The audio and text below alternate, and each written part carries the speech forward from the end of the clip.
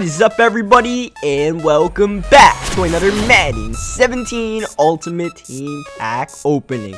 The Team of the Year defensive players are now out. They're on the market. The offensive players came out last week, and now all these studs on the other side of the football are out there, and we're going to open up a lot of packs to try to pull these guys. And I'm more so excited for the defensive players than the offensive players, because a lot of my favorite players on the defensive side of the ball got Team of the Year cards. There were 3 Giants that got Team of the Year cards: Janoris Jenkins, DRC, and Landon Collins. And I'm going to try to get all 3 of them, at least DRC and Landon Collins. And then you guys know Eric Berry got that Team of the Year free safety card. You're a fool if you think I'm not getting that card. I'll put it that way, right? He's going to be on the team. And then on top of that, they came out with a bunch of, like, they got that Khalil Mack, 97 overall. We pull him. Oh my goodness, I will lose it.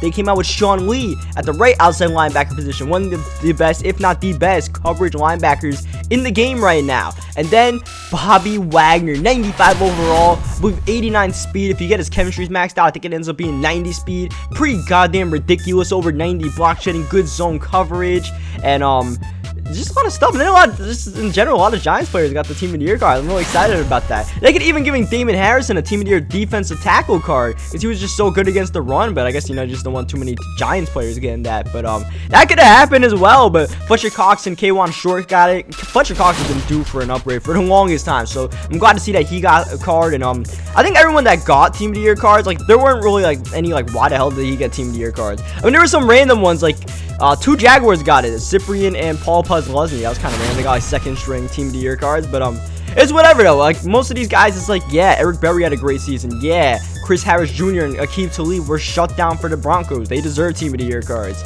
You know, Brandon Graham, he's been great for the Eagles, even though the numbers don't show it. He gets a lot of pressures. And you know, I don't think Aaron Donald got one. That was the only one I was kind of surprised. I was surprised Aaron Donald didn't get some juicy 96 overall card or something like that, because he is one of, if not the best defensive players in football nowadays. Because like Khalil Mack got one, Collins got one. Those are defensive player of the year candidates. Even Eric Berry. But Donald was like the only one that I was like, why did he not get a card instead of like K'Wan Short got one? That's alright, you know, you just live in it. Donald might get some really good card down the road. But we're opening up all these packs right now. There's 30 of them on deck, as well as that topper. You guys saw the topper was 15 collectibles or better. When we open up the offensive players, we actually pull players from the topper. And I mentioned you're not supposed to do that, and I just showed in this video that, you know, you usually do not do that. I opened up 3 toppers, didn't get anything. And so far, we opened up quite a few of these defensive player packs and have not pulled anything. Just really want to get one of these guys because, you know, if I don't pull them, they are going to be on my team. I sold a lot of my defensive players anticipating that we're going to get all these cards. So we got like a big boost in coins if you guys pay attention to how many coins I have. I know some of you do. Some of you will get a top right like, what's he doing with his coins nowadays? I know I do that when I watch people's videos. I'm just like, how many coins do you have right there? You'll get the coins, you'll get the contracts. The contracts kind of tell how much packs people open unless they just throw their contracts on a player, which I never do. I just leave my contracts, let them be. Whatever. I got nothing to do with contracts. I don't even play like crazy, so I don't burn up too many contracts. As you guys see, we're just pulling up a bunch of these collectibles right now. The Team of the Year defensive packs are 4 collectibles and then a chance at a player, I believe. But we'll transition a little bit to some NFL action. What happened on Championship Sunday?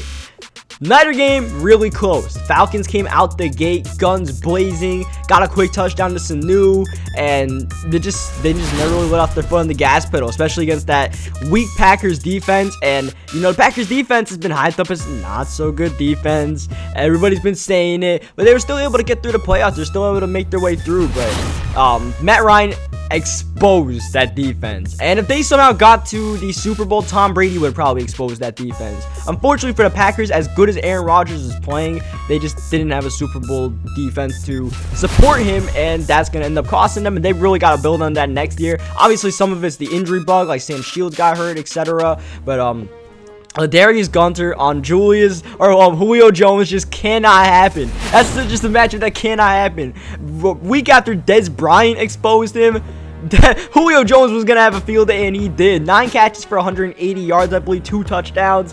He absolutely went off. And there was another receiver that got 9 catches for 180 yards and 2 touchdowns. That exact stat line, I believe, unless he got another catch in the 4th quarter, Chris Hogan of the Patriots.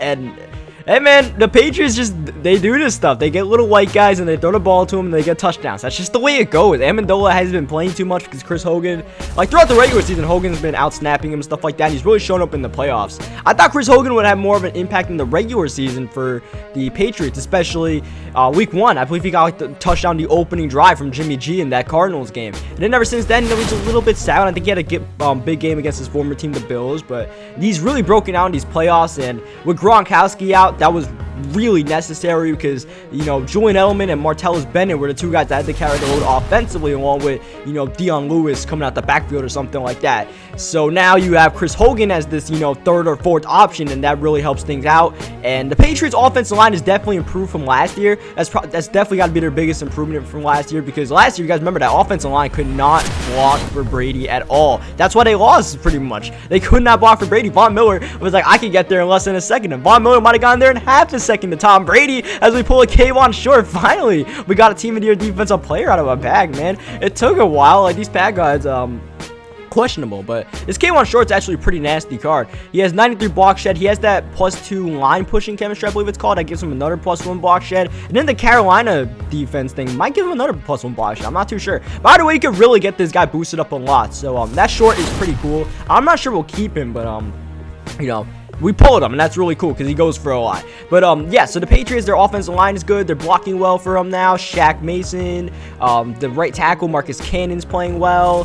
So, you know, they got that short up, and it's setting up to be quite the Super Bowl. And then, of course, the Steelers. I'll get to them. We'll get to the losers here. The Steelers, they just weren't ready. They just weren't ready for that game. Big Ben mentioned it, that maybe some of their younger players weren't ready for the moment. I'm not going to say exactly that, but I will say that the Steelers just, you know, they looked outmatched. They looked outcoached.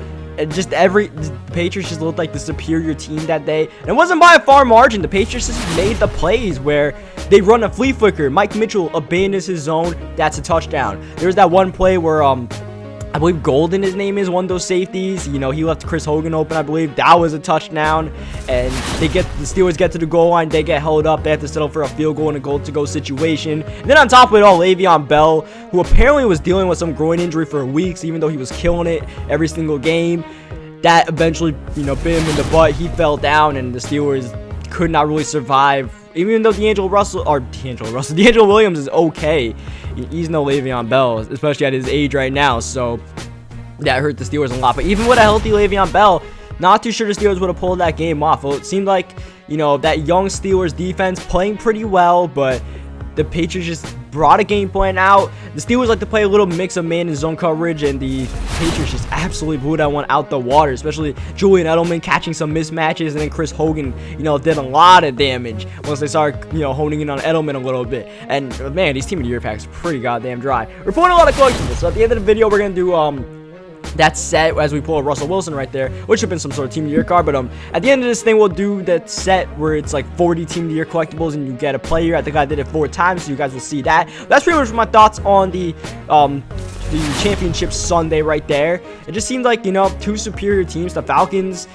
just, you know, that Kyle Shanahan's been making great play calls for years. No matter where Kyle Shanahan goes, those offenses run well, whether it's with RG3, whether it's with the goddamn Browns, Matt Ryan, and Atlanta, whatever it may be. The 49ers, you know, they got to be excited to see him as we pulled Devin McCourty. Not too excited to see McCourty. Looks like a cool card, but it's one of the worst cards you can pull. So I'm not really too excited. And plus, we're getting Eric Berry, so there's not much chance that Devin McCourty stays on this team. He doesn't have, I don't really know that secure tackling chemistry is worth it. I don't know, you guys let me know in the comments section as we pull a Keep Talib. Now, this is a good card to pull right here. Talib going for about 200k coins when I did this thing. The only thing is his speed is not up to par. At this point of month, like having 91, 92 speed is really good. Having 90 speed this time of year, a little bit iffy. Maybe you throw him in your slot and he could be really deadly, but you know, as long as he's not getting burnt, his coverage stats are amongst the highest in the cornerbacks in the game. So he's really good card as long as you can deal with his speed. So nice we pull him twice. Another Keep Talib. I can live with that. We just, you know, skip him, so we don't gotta look at the stats, and then we pull Fletcher Cox. Okay, pull. Really could have been better. We pulled someone like Collins or Berry, or Lord forget we pulled Bobby Wagner or Khalil Mack. And what we're gonna do at the end of this video is open up 4 Team of the Year defensive player packs where you're guaranteed a Team of the Year pull. So why not? Why not? We got 4 of these. It cost a lot of points, and we got Janoris Jenkins in the first one. Jackrabbit might just have to join the team. I was debating whether to get Janoris Jenkins or not, because I really like Night Train Lane. I really like, well, we got rid of Josh Norman, but I wanted to get DRC, and then on top of it all, Mel Blunt's been so good for me for so long. You know, I just can't get rid of him, but if Janoris Jenkins plays really well, I'll try him out, then we might have to keep him. But I might have to run my dual Giants cornerback duo. So, yeah, that's basically my thoughts on the championship weekend. Super Bowl, I'll give you guys some thoughts on that, you know, when the time comes. Pro Bowl, yeah, who cares about the Pro Bowl? Let's just get into these facts. And we got guaranteed Team of the Year pulls out here. Chance to pull something really good as we pull Brandon Marshall. Kind of teasing me right there. I saw middle linebacker. I was like, Bobby Wagner, is that you? But it's just Brandon Marshall as we pull Johnny Hecker. Yeah, that's the worst pull right there. You pull a kicker or a punter in one of these things, it's the worst thing you can get. Hecker might be going for like 30,000 right now. Best punter in the game. We'll keep him. Don't get me wrong. We'll keep him. I just would rather have, you know, paid 30,000 coins to get Johnny Hecker and gotten Bobby Wagner, who's worth like 650,000 coins or whatever the heck he's worth. But he does have that focus kicker trait, which is kind of cool. Just really crappy pull in that situation. 2 more of these packs to go. Really hoping we could get that Barry. Hoping on Landon Collins. Oh, we got a safety. I really want that safety. Unfortunately, we pulled it wrong too. We pulled Devin McCourty earlier. Now we pulled Jonathan Cyprian. How about my boy Cyprian though? You guys remember from the Matty Ice Squad years ago when we did those team play videos? Jonathan Cyprian was the sniper, the strong safety, the big hitter, user picks. My boy Taylor would user him a lot and get those user picks. And he's all the way here getting a Team of the Year player. I see you, Jonathan Cyprian, one of the 2 Jaguar players to get that Team of the Year card. The other one ended up being Paul Puslesny, who, you know, we don't really want to pull here, but hey, we got Johnny Hecker instead. But yeah, Paul Puslesny got one. That was the guy Michael used to use a lot in that Matty Ice squad. It's nice to see him up, even though the Jaguars still suck. They can use my boy Matty Ice on that team. Those Jaguars guys are doing pretty good. So leave a like in the video if you guys enjoyed it. I opened up 1 more pack, by the way. I was pretty pissed off. I pulled the goddamn punter twice. I was like, you know what? I'm pulling 1 more pack. F it. Balls to the wall. Let's do what we can. And we actually got Puslesny. God damn it. We're going to end the video on that note. Leave a like in the video if you guys enjoyed it. Subscribe for more. I'll catch you guys next time.